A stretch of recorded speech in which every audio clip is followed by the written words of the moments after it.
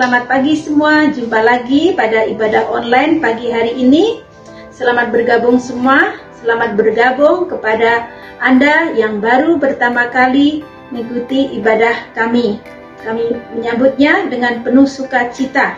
Sila tinggalkan komen Anda di ruang chat. Kita mengucap syukur karena kasih setia Tuhan yang tidak berkesudahan. Mari sama-sama kita datang di hadapan Tuhan, memuji, menyembah, dan memuliakan namanya. Sebelum itu, mari sama-sama kita serahkan segala sesuatunya pada Tuhan, biarlah roh Tuhan yang bekerja. Mari sama-sama kita bersatu di dalam doa. Bapa kami yang ada di surga, kami mengucap syukur Bapa karena kami masih boleh beribadah online pagi ini. Kami ingin menyerahkan Tuhan segalanya kepadamu. Ibadah ini dari awal hingga akhir kami serahkan. Menyampai firman Tuhan, hamba-Mu Bapak Aidil, tim musik, dan semua jemaat-jemaat-Mu yang mengikuti ibadah dimanapun saat ini berada. Roh Kudus, urapi kami semua Tuhan. Terima kasih Tuhan Yesus, di dalam nama Yesus kami berdoa. Amin. Mari sama-sama kita menyembah dan memuliakan Dia. Haleluya. Ya Tuhan, kami mengucap syukur pagi ini Bapa. Kami mau datang kepadamu Tuhan untuk memuji dan untuk menyembahmu Tuhan. Terima kasih Yesus buat anugerah yang Kau beri pagi ini Tuhan. Dan sebab hari ini Tuhan adakan, kami katakan syukur bagimu Tuhan Yesus. Haleluya Tuhan Yesus. Haleluya. Terima kasih Tuhan. Terima kasih Yesus. Haleluya.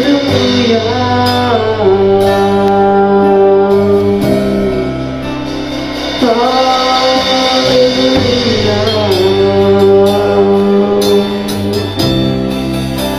Terima kasih Tuhan.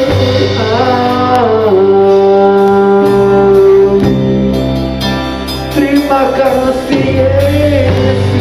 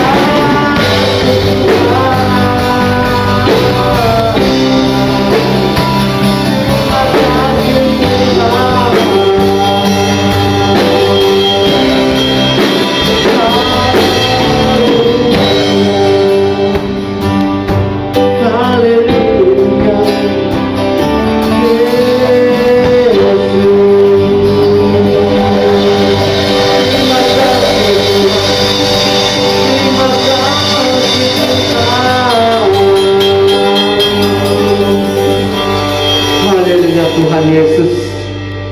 Haleluya Tuhan Yesus. Terima kasih Tuhan, kami mengucap syukur dan pagi yang indah ini Tuhan, karena Kau yang memberi yang terbaik di dalam kehidupan kami pada saat pagi ini. Terima kasih kami mengucap syukur pagi ini, karena Kau telah memberikan masa dan waktu dan yang napas yang Kau berikan dalam kehidupan kami pagi ini Tuhan. Kami berterima kasih, mengucap syukur ke atas pagi ini Bapa, karena dapat kami memuji dan menyembah-Mu pagi ini Bapa. Dan pagi ini Bapa, kami bukakan hati dan pikiran kami dan kehidupan kami pagi ini Bapa, untuk memuji dan untuk menyembah-Mu pagi ini Bapa. Segala puji syukur hanyalah bagi Yesus Kristus yang berkuasa di tempat ini. Terima kasih Bapa, terima kasih Bapa, berkebaktiannya Tuhan telah Kau menyertai setiap diri kami pagi ini Bapa, dan telah menguatkan kami dan persatukan kami dalam pujian penyembahan pagi ini Bapa. Kami doa, kami serah di dalam nama Tuhan Yesus, kami mengucap syukur. Sama-sama katakan amin. Haleluya Yesus, haleluya Yesus. Salam, salam, apa kabar semuanya? Dan salam juga yang berada di rumah maupun di mana saja berada. Pagi ini kita tetap memuji Tuhan. Amin. Amin. Mari kita sama-sama siap hati kita untuk memujikan pagi ini Bapa. Serukan nama Yesus. Haleluya. Sama-sama. Sama-sama kita memujikan Tuhan. Amin.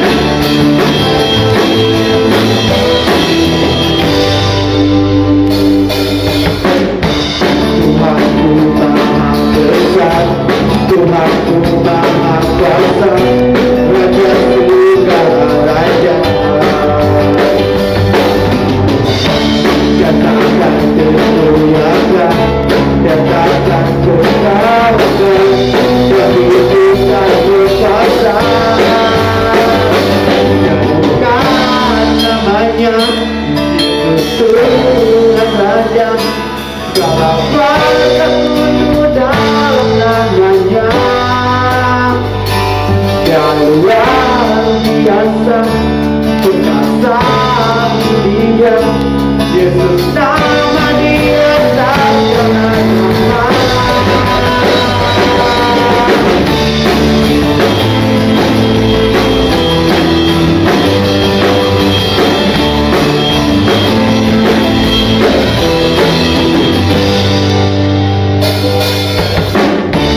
Tuhanku Maha Besar, Tuhanku Maha Kuasa, Raja segala raja.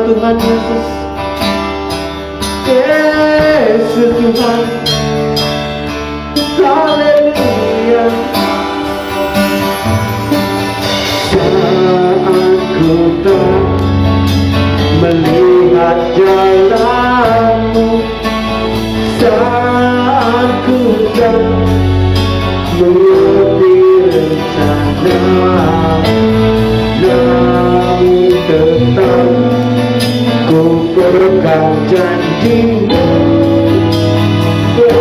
Berharapku hanya padamu.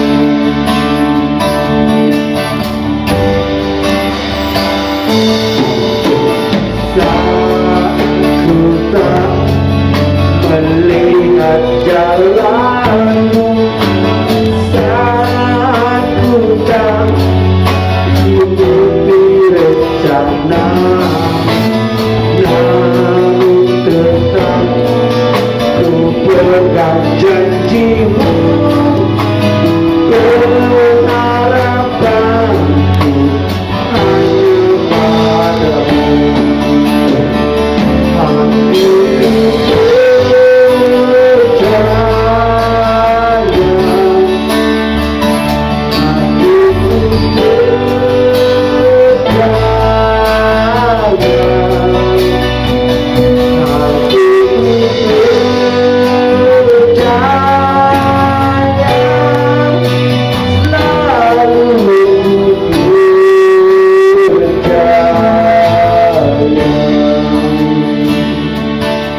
Haleluya Tuhan Yesus.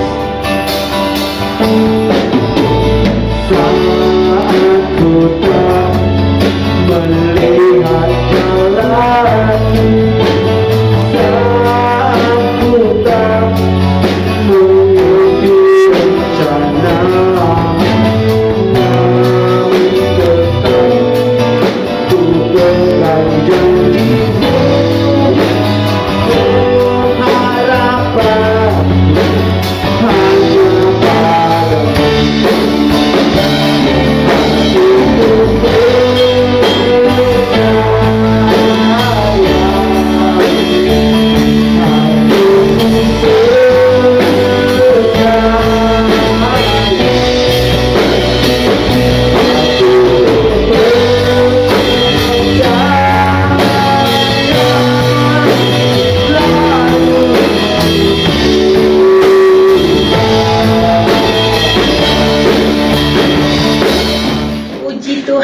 Haleluya, terima kasih tim musik.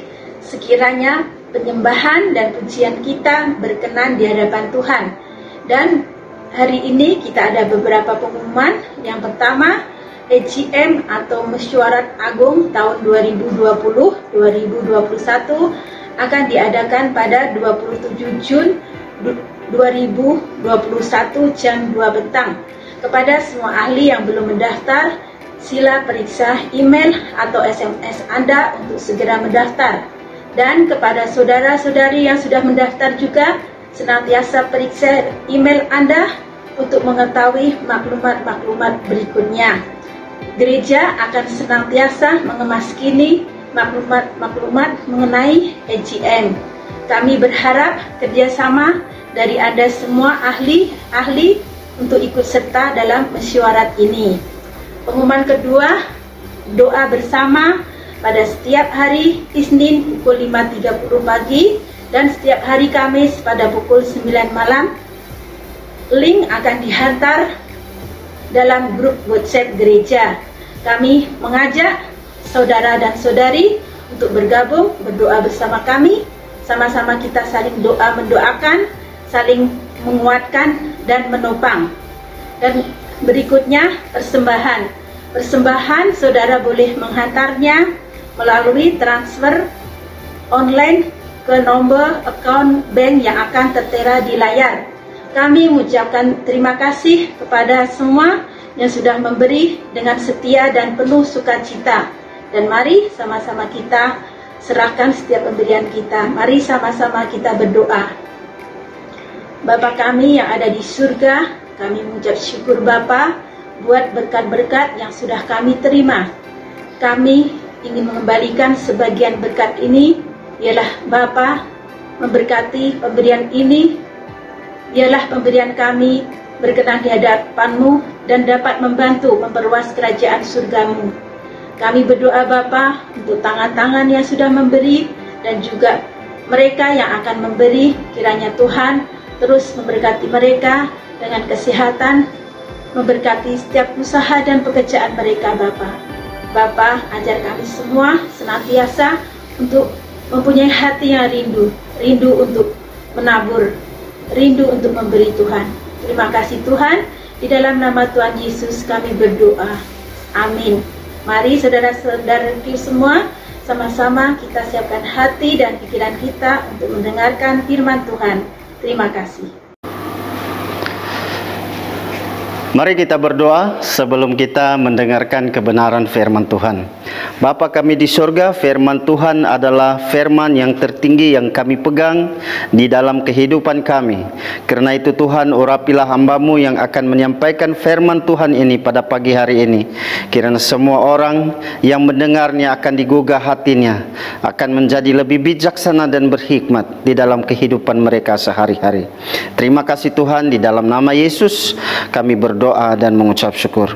Amin.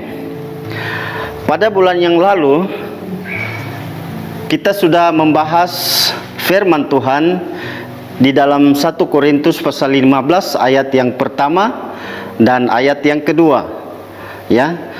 Firman Tuhan itu berbicara, Paulus mengatakan, firman yang aku katakan kepadamu telah kusampaikan kepadamu, dan yang telah kamu terima dan yang kamu telah pegang di dalam kehidupan kamu, sehingga Injil itu yang telah menyelamatkan kamu dan yang menjadi fondasi bagi kehidupan kita.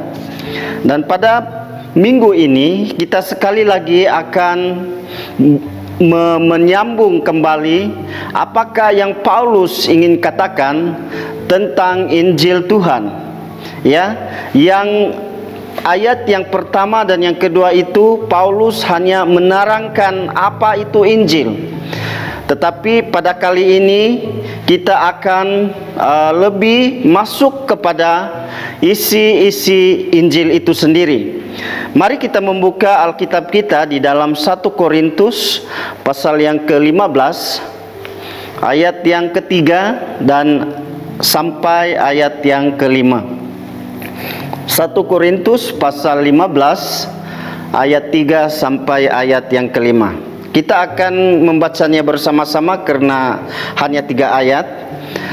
Ayat yang ketiga, aku telah menyampaikan kepadamu hal-hal utama yang telah kuterima sendiri, bahwa Kristus telah mati untuk menebus dosa kita, sebagaimana yang tersurat di dalam kitab suci, bahwa Dia telah dikuburkan dan telah dibangkitkan pada hari yang ketiga sebagaimana yang tersurat dalam kitab suci, dan bahwa Dia telah memperlihatkan dirinya kepada Petrus, kemudian kepada 12 muridnya.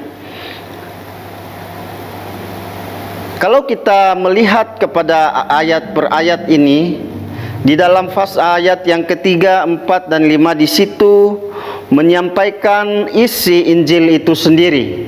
Ya, Alkitab yang saya guna adalah versi Borneo. Mungkin di dalam terjemahan bahasa Indonesia dia ada lain sedikit ya. Tetapi saya menggunakan bahasa terjemahan bahasa Malaysia. Jadi hari ini Paulus ingin menyampaikan apakah Injil Kristus itu. Dan kalau kita melihat di sini di dalam ayat yang ketiga, aku telah menyampaikan kepadamu hal-hal yang utama. Apakah hal-hal yang utama itu? Ya, ada 3 hal-hal yang utama yang Paulus mencatat di dalam ayat ini. Hal utama yang pertama adalah bahwa Kristus telah mati untuk menebus dosa kita, sebagaimana yang tersurat di dalam Injil, sebagaimana yang tersurat di dalam kitab suci.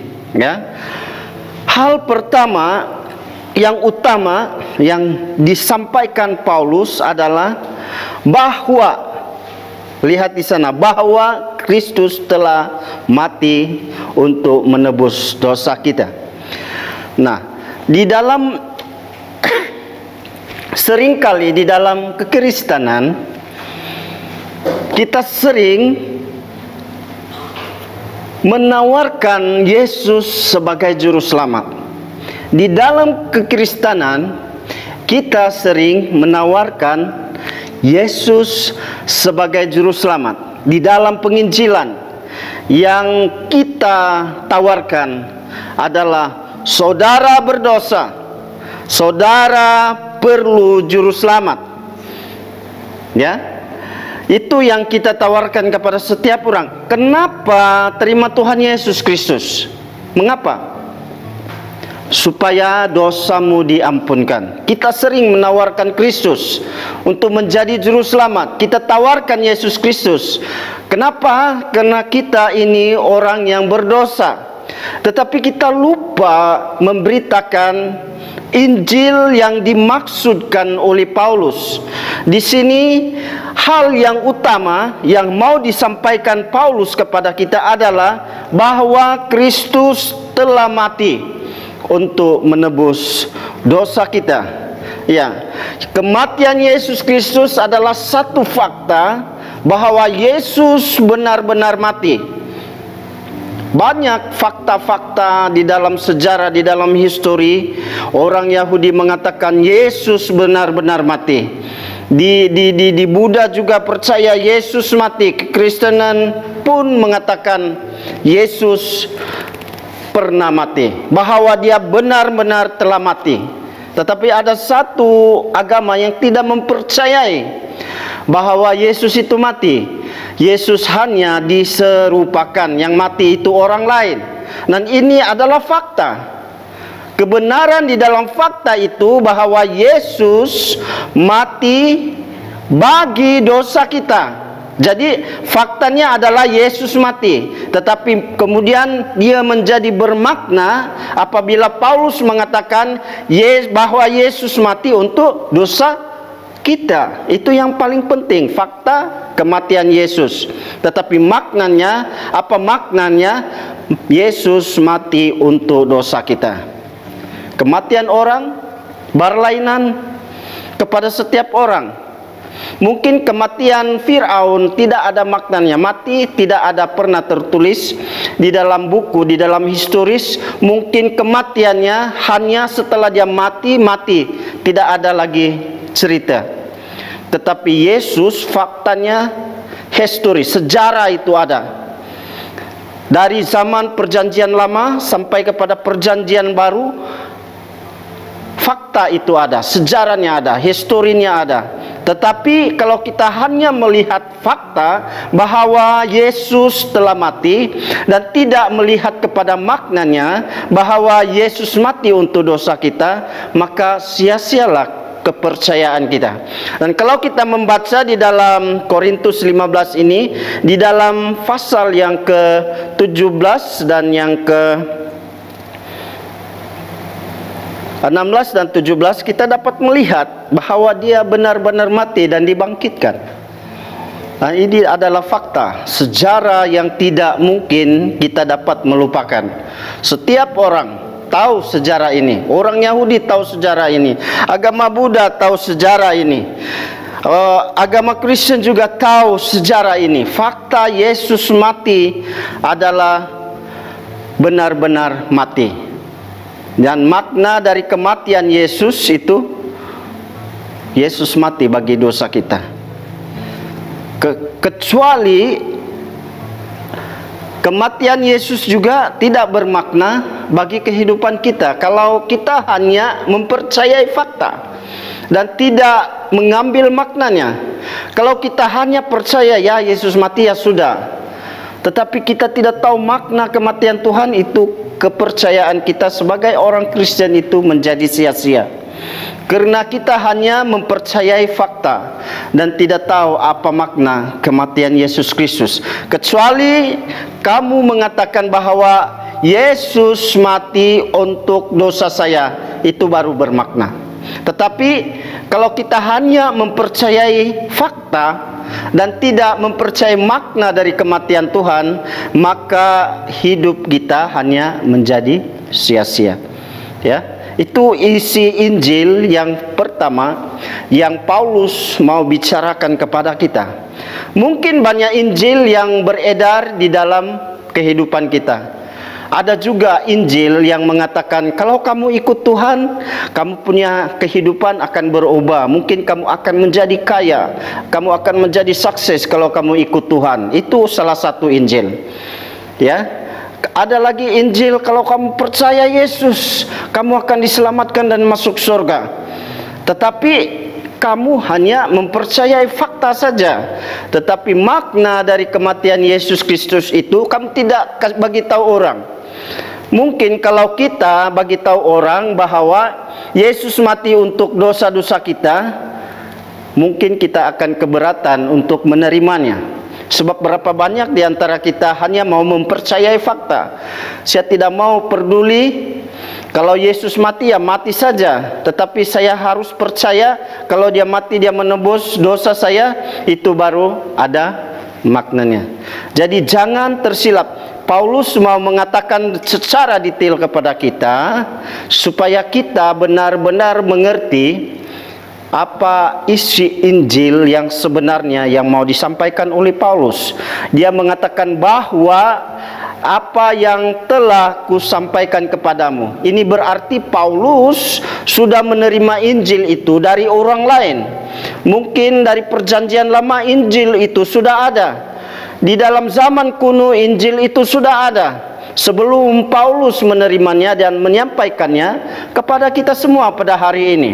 Jadi Paulus mau menegaskan di sini bahwa kematian Yesus itu akan menjadi berarti kalau kamu sendiri menyatakan bahwa Yesus mati untuk dosa-dosa saya, dan itu adalah fakta dan makna yang harus kita mengerti. Isi Injil yang kedua terkandung di dalam ayat yang keempat, bahwa dia telah dikuburkan, bahwa Yesus benar-benar dikuburkan. Di dalam tradisi Yahudi, kematian itu tidak menjadi kematian yang benar-benar mati kalau kamu tidak dikubur. Adakah orang mati yang tidak dikubur? Ya, Paulus mengatakan bahwa Yesus dikuburkan. Ini berarti sesuatu penegasan bahwa Yesus benar-benar mati dan dikuburkan. Kalau menurut tradisi Yahudi, kalau kita baca di dalam perjanjian lama, Yesus dikubur, orang yang dikubur itu benar-benar sudah mati. Ya, kalau saya pernah pada masa saya muda, waktu saya masuk di dalam penginjilan, waktu itu saya baru lepas tingkatan 3, ya. Tapi mungkin tidak boleh disebut tingkatan 3 sebab tingkatan 3 saya tidak dapat sijil. Yang ada sijil itu darjah 6. Jadi saya punya sekolah sampai darjah 6 saja. Saya melayani penginjilan 4 tahun di Anglican dulu, ya. Dan semua orang keluarga saya tahulah itu. Saya menginjil di Inarat. Masa itu tidak ada jalan raya. Kami hanya menggunakan perahu dari Penanga, kemudian naik sungai, ikut sungai Milian ke ulu sungai sampai di Inarat. Dan kita menginjil di sana selama 4 tahun. Saya mengikuti senior saya yang sekarang sudah Reverend Ruji Sungkia yang di Good Samaritan di Kota Kinabalu, dan juga kawan kita yang sudah meninggal tahun lalu, penginjil Roland Marcus. Dia adalah saya punya senior. Masa itu kita menginjil masa zaman search, ya, tahun 90-an. Waktu kita masuk di dalam penginjilan juga, kita masih membawa kisit-kisit daripada kumpulan rock and roll tanah air, yaitu kumpulan search, ya. Dan apabila masa kita sampai di sana, kita menginjil orang lain, kita bertanya, pernahkah saudara, kita menginjil pakai itu ada buku kuning yang kecil itu 4 hukum rohani. Itu sangat bagus. Kalau saudara mempunyai itu, baca baik-baik. Mungkin saudara juga boleh menjadi penginjil secara pribadi kepada orang lain daripada buku kuning itu. Ya, bila kita menginjil dan menyatakan kematian Yesus Kristus, ya, kita akan tanya, kamu percayakah ada orang mati boleh hidup kembali? Dia orang cakap, orang itu yang kita injili mereka percaya ada orang mati, sudah mati bangkit kembali, tapi bangkitnya bukan sebagai seorang manusia, tetapi sudah jadi hantu. Ya, ini kebanyakannya di kampung-kampung, diorang punya persepsi begitulah kan. Bila mati, kalau kamu nampak dia balik, dia bukan bangkit, dia bangkit sebagai hantu. Tetapi Yesus punya kematian itu berlainan dengan kematian yang ada di dalam dunia ini. Yesus benar-benar mati, kemudian dikubur, ya. Kemudian dikubur. Ini sebagai satu penegasan akan kematian Yesus Kristus di atas kayu salib, bahwa dia mati dan dikuburkan. Dan ini jika demikian, mengapa kita harus mempercayai ada orang mati yang dikuburkan? Mengapa kita harus mempercayai? Karena di dalam penginjilan kita, di dalam apa yang kita mau sampaikan kepada manusia, kemungkinan akan terjadi sesuatu yang diserupakan. Nah, ini yang dipercayakan oleh agama lain, bahwa kematian Yesus hanya diserupakan. Ya, dia bukan Yesus yang mati di kayu salib, tetapi orang lain yang dikuburkan itu orang lain. Tetapi kita mempercayai bahwa yang mati itu adalah Yesus Kristus, yang dikuburkan itu adalah Yesus Kristus. Bukan saja dia dikuburkan, tetapi akhirnya dia bangkit kembali. Dan ini adalah satu penegasan bahwa orang mati ada orang mati yang dikuburkan dan bangkit kembali, itu sangat luar biasa. Tetapi ada orang yang mati yang dikuburkan tapi tidak bangkit-bangkit, itu luar binasa. Jadi ada dua penegasan di sini. Ada kematian yang tidak pernah dibangkitkan, tetapi di agama lain Tuhan mereka mati tidak dibangkitkan. Tidak ada kebangkitan, resurrection tidak ada. Tetapi Yesus Kristus sudah mati, dikuburkan lagi, tetapi 3 hari kemudian dia bangkit lagi. Wah, ini sangat luar biasa. Tetapi persoalannya, bagaimana Yesus dibangkitkan? Itu persoalannya. Dan kalau Yesus yang kita percaya itu tidak dibangkitkan, apa yang terjadi? Dan ini persoalan yang sering bermain di dalam pikiran kita. Tetapi kalau kita membaca di dalam Korintus pasal yang ke-15 ayat yang ke-16 dan 17, ini merupakan penegasan bahwa kalau Yesus Kristus yang mati dikuburkan itu tidak bangkit, maka kepercayaan kita sebagai orang percaya itu sia-sia. Mari kita melihat di dalam ayat 16, 1 Korintus pasal 15 ayat 16 sampai 17. Saya akan membaca di sini. Karena jika tidak ada kebangkitan selepas mati, dengar baik-baik. Karena jika tidak ada kebangkitan selepas mati, maka Kristus tidaklah dibangkitkan. Ayat 17. Dan jika Kristus tidak dibangkitkan, sia-sialah imanmu dan kamu masih bergelomang dosa. Jadi kalau Yesus hanya mati, dikuburkan, tidak bangkit, maka Rasul Paulus mengatakan sia-sialah kepercayaan kamu, sia-sialah iman kita, sia-sia saja kita bergantung kepada Tuhan, karena kita bergantung kepada orang yang mati. Ya, di sini jelas dikatakan bahwa Yesus benar-benar mati, dikuburkan dan bangkit. Maka kepercayaan kita itu sangat-sangat berarti. Tapi persoalannya adalah siapa yang membangkitkan Yesus Kristus? Kalau kita membaca di dalam Yohanes pasal 10 ayat 18, itu aku berhak, ya. Aku berhak mematikan diriku dan membangkitkan diriku sendiri. Dia berhak. Tetapi di dalam Roma pasal 1 ayat yang ke-3 dan 4, dia mengatakan di sana, Rohkulah yang akan membangkitkan aku. Jadi kepercayaan kita bahwa Yesus Kristus, bahwa Yesus dikuburkan dan dibangkitkan itu tidak menjadi sia-sia. Kepercayaan kita tetap berjalan dengan percaya kita. Jadi ini adalah penegasan isi Injil yang kedua. Isi Injil yang ketiga adalah di dalam ayat yang kelima. Dan bahwa dia telah memperlihatkan dirinya kepada Petrus, kemudian kepala 12 muridnya. Ayat 5, dan bahwa dia telah memperlihatkan dirinya kepada Petrus.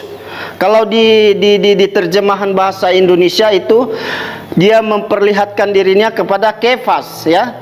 Tapi di dalam terjemahan Borneo dia katakan langsung Petrus. Petrus itu sebenarnya Kefas. Mengapa waktu Yesus dibangkit dari kematian, mengapa dia harus memperlihatkan dirinya? Mengapa? Ini adalah satu persoalan juga di dalam kepercayaan kita. Mengapa dia memperlihatkan diri kepada Kefas atau memperlihatkan dirinya kepada Petrus? Ya, pada zaman dahulu bukan seperti sekarang ya. Di rumah kita ada CCTV, orang yang masuk kita bisa lihat ya. Ada CCTV. Dulu punya tidak ada. Kalau kamu mencuri, apa yang akan terjadi? Sekarang kalau kita mencuri ada CCTV boleh nampak kan? Tetapi dulu kalau ada orang yang mencuri itu memerlukan apa? Memerlukan saksi mata. Yesus berkata 2-3 orang menjadi saksi itu hal yang benar. Jadi dia memperlihatkan Kefas, memperlihatkan dirinya kepada Petrus yang pertama, baru kemudian ke 12 muridnya. Mengapa ini terjadi? Sebab Petrus itulah yang selalu melawan Tuhan, ya. Tidak percaya, itu semua tipu. Tidak mempercayai. Tetapi akhirnya Petrus juga akhirnya percaya dan mengikuti Yesus menjadi muridnya. Walaupun dulu dia tidak percaya. Jadi ini Tuhan sangat luar biasa ya. Bijaksana sekali Tuhan. Dia tidak mau memberikan satu jalan cerita yang tidak bermakna. Semua ini apa yang dituliskan Paulus itu adalah kronologi perjalanan makna Injil yang dituliskan. Yang ketiga ini sebenarnya adalah peneguhan Injil yang dari 3 bahwa akhirnya peneguhan Injil itu, oh ini dia menjadi saksi, ya. Jadi saksi kepada kebangkitan Tuhan Yesus. Yang pertama dia memperlihatkan diri kepada Petrus dan kemudian para 12 muridnya. Ini sangat luar biasa. Paulus menulisnya dengan kronologi, dengan fakta, dengan makna, dengan sejarah dan historis. Apa yang diterima daripada mula, itulah yang aku akan sampaikan kepada kamu. Jadi dari mana kita mengetahui bahwa Injil yang benar itu? Dari mana? Dari mana? Di sini kalau kita baca dengan sesungguhnya di dalam ayat yang ketiga, sebagaimana yang tersurat dalam kitab suci. Ya, ayat yang keempat, sebagaimana yang tersurat di dalam kitab 2 kali, ditegaskan 2 kali. Dituliskan di dalam kitab suci, itulah Injil yang benar. Di luar daripada kitab suci tidak ada Injil yang benar. Hanya berdasarkan firman Tuhan. Hanya berdasarkan di dalam firman Tuhan, di dalam kitab suci itu terkandung Injil yang benar. Di luar kitab suci tidak ada Injil yang lebih benar dari Alkitab. Pendeta, pastor boleh salah, sebab mereka bergantung kepada Alkitab. Kalau kita salah menafsir, salah menyampaikan, salah menerima, kemudian salah memberikannya kepada orang lain, maka kekristenan itu akan menjadi keliru sampai bila-bila.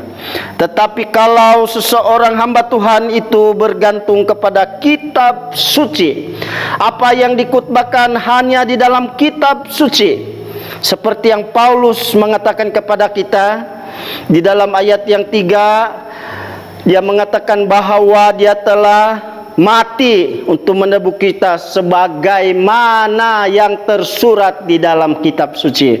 Di dalam ditegaskan lagi di dalam ayat yang keempat bahwa dia dikuburkan dan dibangkitkan pada hari yang ketiga menurut kitab suci, yaitu firman Tuhan. Di luar kitab suci tidak ada Injil yang lebih benar daripada kitab suci. Dan itu yang pertama. Dari mana tahu Injil yang benar? Ada saksi mata. Bila Yesus bangkit dari kematian, ada saksi. Yang pertama itu Kefas, yang kedua itu para rasul dan murid-muridnya, ya, dan sampai kepada kita pada saat ini. Saudara-saudaraku, ketika Injil itu diberitakan, ketika Injil itu sampai kepada kita, maka Injil itu menjadi bermakna kalau Injil itu berasal daripada kitab suci. Saudara-saudara, ketika saya mengakhiri firman Tuhan ini, aplikasinya adalah di dalam kehidupan kita mungkin kita mempunyai beban yang berat. Di dalam kehidupan kita mempunyai pergumulan yang berat. Di dalam kehidupan kita mungkin kita mungkin sudah tidak mempunyai harapan lagi.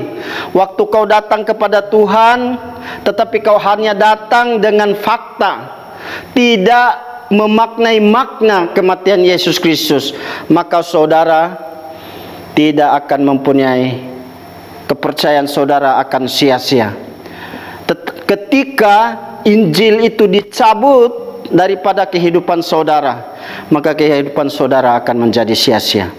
Tetapi apa yang saya mau tekankan di sini, sebagai anak-anak Tuhan, marilah kita bersandar kepada Tuhan.